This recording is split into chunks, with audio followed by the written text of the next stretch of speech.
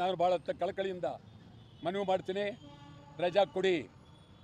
ಏನೇ ಗಲಾಟೆ ಆದರೂ ನಾವು ಜವಾಬ್ದಾರಲ್ಲ, ರಜಾ ಕೊಡಿ ಅಂತೇಳಿ ಕಳಕಳಿಯಿಂದ ಮನವಿ ಮಾಡ್ತೀನಿ.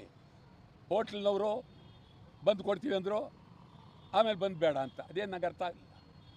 ಅವ್ರಿಗೆ ಹೇಳ್ತೀನಿ, ರಾವ್ ಭಾಳ ಬೇಕಾದ ಮನುಷ್ಯ ಅಧ್ಯಕ್ಷ, ಇದೇ ರೀತಿ ನೀವು ನೈತಿಕತೆ, ಯಾವ ನೈತಿಕತೆ ಹಂಗಂದ್ರೇನು? ನೈತಿಕತೆ ಅಂದ್ರೇನು? ನಿಮ್ಮ ನೈತಿಕತೆ ಬೆಂಬಲ ಬೇಡ, ನೇರವಾಗಿ ಹೋಟ್ಲವರು ಬೆಂಬಲ ಕೊಡಿ. ಇದು ನಿಮ್ಗೆ ಹೇಳ್ತೀನಿ. ಇದ್ರ ಜೊತೆಗೆ ನೀವು ಸಿಕ್ಕಾಪಟ್ಟೆ ತಿಂಡಿ ಬೆಲೆದು ಏರಿಸ್ಬಿಟ್ಟಿದ್ದೀರಿ. ನಾಳೆ ನಿಮ್ಮ ವಿರುದ್ಧ ನಾವು ಬೀದಿಗೆ ಇಳಿಬೇಕಾಗುತ್ತೆ.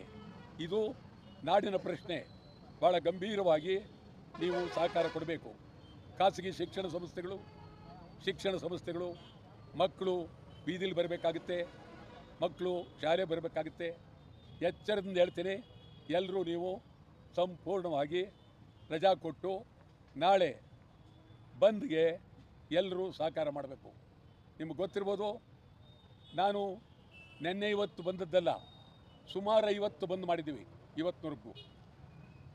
ಮತ್ತು ನಾನು ಮೊದಲು ಅನೇಕ ಸಾರಿ ಹೇಳಿದ್ದೀನಿ, 1967ರಲ್ಲಿ ನಾನು ಮೊದಲನೇ ಅಸೆಂಬ್ಲಿ ಮೆಂಬರ್. ನಿಜಲಿಂಗಪ್ಪನವರಿದ್ದರು, ನಿಮ್ಮ ಶಂಕರೇಗೌಡರು ಇದ್ದರು. ಆವತ್ತಿನಿಂದ ಹೋರಾಟ ನಿರಂತರ. ಮೊನ್ನೆ ಹೋರಾಟಕ್ಕೆ ಬಂದದ್ದಲ್ಲ, ಅಗಾಧ ಹೋರಾಟ ಮಾಡಿದ್ದೀವಿ. ಆದ್ದರಿಂದ ನಾಳೆ ಬಂದ್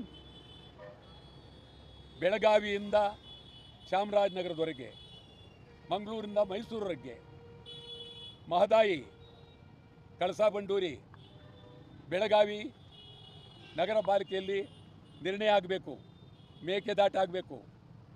ಕನ್ನಡ ಶಾಲೆಗಳಿಗಾಗಿ ಹೈದರಾಬಾದ್ ಕರ್ನಾಟಕ, ಉತ್ತರ ಕರ್ನಾಟಕ ಸಮಗ್ರ ರೈತರ ಬೇಡಿಕೆ. ಆ ದೃಷ್ಟಿಯಿಂದ ನಾಳೆ ನಡೀತಕ್ಕಂಥ ಬಂದ್ ಅಮೂಲ್ಯವಾದ್ದು, ಅಪೂರ್ವವಾದ್ದು. ಬಂದ್ಗೆ ಎಲ್ಲರೂ, ರಾಜ್ಯದ ಎಲ್ಲರೂ ಬೆಂಬಲ ಕೊಡಬೇಕು. ಬಸ್ ಮಾಲೀಕರು, ಖಾಸಗಿ ಬಸ್ ಮಾಲೀಕರುಗಳು ಎಲ್ಲರನ್ನೂ ಕಳಕಳಿಯಿಂದ ಮನವಿ ಮಾಡ್ತೀನಿ, ದಯಮಾಡಿ ಬೆಂಬಲ ಕೊಡಬೇಕು.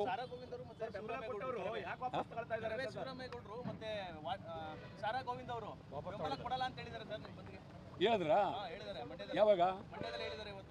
ಹೌದಾ? ಹಾಗಂದ್ಬಿಟ್ರೆ ಅವರು ನನಗೆ ಗೊತ್ತಿಲ್ವರು, ನನಗೆ ಹೇಳಿಲ್ವಲ್ಲ.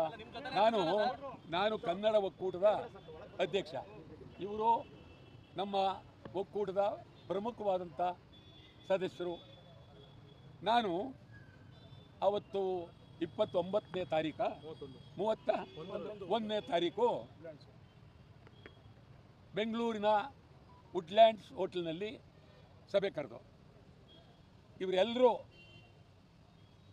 ಸಭೆಯಲ್ಲಿ ಮೇಲೆ ಬಂದು ಭಾಷಣ ಮಾಡಿ ಬಂದ್ ಆಗಲೇಬೇಕು, ವಾಟಾಳ್ ನಾಗರಾಜ್ ಅವರ ನಾಯಕತ್ವದಲ್ಲಿ ಬಂದ್ ಆಗಲೇಬೇಕು ಅಂತೇಳಿ ಈ ನಮ್ಮ ಸ್ನೇಹಿತರೆಲ್ಲ ಹೇಳಿದ್ದಾರೆ. ಅದೇನು ಮರ್ತುಬಿಟ್ರೆ ಅವ್ರು ಹೇಳಿರೋದು ಮರ್ಗಿಟ್ಟು ಕೊಡ್ತೋ ಗೊತ್ತಿಲ್ಲ. ವಾಟಾಳ್ ನಾಗರಾಜು ಕೈ ಕೊಡೋದು ಅಂದರೆ ನಿಮ್ಗೆ ಹೇಳ್ತೀನಿ ಕೇಳಿ, ಸುಮಾರು ಸಾವಿರಾರು ವರ್ಷಗಳಿಂದ ಕೈ ಕೊಡೋ ಕೆಲಸ ನಡೀತಾ ಇದೆ. ಆದ್ದರಿಂದ ಅವರೇನೇ ಕೈ ಕೊಟ್ಟರೂ ನಾನು ಭದ್ರವಾಗಿದ್ದೀನಿ. ನಾನು ಸುಮಾರು 65 ವರ್ಷದ ಮೇಲೆ ಕನ್ನಡ ಯಾವ ಅಧಿಕಾರ ಬೇಡ, ಏನು ಬೇಡ ಅಂಥೇಳಿ ಕನ್ನಡವನ್ನು ಕೂಗಿದ್ದೇನೆ, ಕನ್ನಡಕ್ಕಾಗಿ ಹೋರಾಟ ಮಾಡಿದ್ದೇನೆ. ಆದ್ದರಿಂದ ಜನ ಅವ್ರ ಬಗ್ಗೆ ತೀರ್ಮಾನ ಮಾಡಬೇಕು. ಅವರೇ ಬಂದು ಕರಿಬೇಕು ಅಂದರು. ಮತ್ತು ಶೆಟ್ಟಿ ಯಾವತ್ತು ಹೇಳಿ, ಯಾವತ್ತು 27ಕ್ಕೆ ಪ್ರವೀಣ್ ಶೆಟ್ಟಿ ನಾವೆಲ್ಲರಿಗಿಂತ ಮುಂಚೆ ಬಂದಾಗಲೇಬೇಕು, ವಾಟಾಳ್ ನಾಗರಾಜ್ ಅವ್ರ ನಾಯಕತ್ವದಲ್ಲಿ ಬಂದಾಗಬೇಕು ಅಂತೇಳಿ ನಮ್ಮೆಲ್ಲರಿಗಿಂತ ಮೊದಲು ಕೂಗಿದವನು ಶೆಟ್ಟಿ.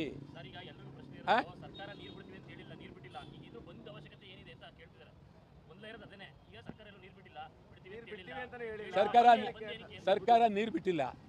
ಹೌದಾ? ಹೆಂಗ್ ಗೊತ್ತು ನಿಮ್ಗೆ ಬಿಟ್ಟಿಲ್ಲ ಅಂತ? ಬಿಡ್ತಾವ್ರೆ, ಬಂದ್ ನೀರೆಲ್ಲ ಹೋಗ್ತಾ ಇದೆ. ಇನ್ನೇನು ಇವರು DK ಶಿವಕುಮಾರ ಮನೆಗೆ ಇಟ್ಕೊಂಡಿರೋ ನೀರು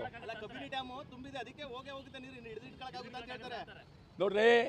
ಇದು ಒಂದೇನಾಗಿದೆ ಇವ್ರು ಮಾತಾಡೋದು ಅಂದರೆ, ಹೆರಿಗೆ ಆಸ್ಪತ್ರೆಯಲ್ಲಿ 9 ತಿಂಗಳು ತುಂಬಿ ಇನ್ನೇನೋ ಹೆರಿಗೆ ಆಗಬೇಕು. ಈ ಟೈಮಲ್ಲಿ ಹೆರಿಗೆ ಬೇಡ ಅದ್ರ ಗತಿ ಏನಾಗಬೇಕು? ಆ ಹೆಣ್ಣುಮಗಳ ಗತಿ ಏನಾಗಬೇಕು? ನೆನ್ನೆ ಮೊನ್ನೆ ಅವತ್ತು ಯಾಕೆ ಒಪ್ಪಿದ್ರು ಇವರು? ಕಾರಣ ಏನು? ಹೆರಿಗೆ ಆಸ್ಪತ್ರೆಯಲ್ಲಿ 9 ತಿಂಗಳು ತುಂಬಿದೆ, ಅವ್ರ ಯಜಮಾನರು ಸೇರಿಸಿದ್ದಾರೆ, ಇನ್ನು 5 ನಿಮಿಷಕ್ಕೆ ಹೆರಿಗೆ ಬೇಡ ಅಂದರೆ ಅದು ಏನು? ಅದಕ್ಕೇನು ಬೆಲೆ ಬೇಡವಾ? ನಿಮ್ಗೆ ಹೇಳ್ತೀನಿ, ಅವರು ಇದೆಲ್ಲ ಮಾತಾಡಬಾರ್ದು. ಅವತ್ತು ಯಾಕೆ ಒಪ್ಕೊಂಡ್ರು? ಕಾರಣ ಏನು? ಸರ್, ರಾಜಕಾರಣದಲ್ಲಿ ಅಡ್ಜಸ್ಟ್ಮೆಂಟ್ ಅಂತ ಇದ್ವಿ, ಇಲ್ಲೂ ಅಡ್ಜಸ್ಟ್ಮೆಂಟ್ ಆಗಬೇಕಾ ಅಂತ ನಾನು ಅದು ಹೇಳೋಕ್ಕೆ ಹೋಗಲ್ಲ. ಯಾವ ಅಡ್ಜಸ್ಟ್ಮೆಂಟ್ ವಿಚಾರ ನಾನು ಹೇಳಲ್ಲ. ನಾನಂತೂ ಅದ್ಭುತವಾಗಿ ಭದ್ರವಾಗಿದ್ದೀನಿ, ಗೊತ್ತಾಯ್ತಾ?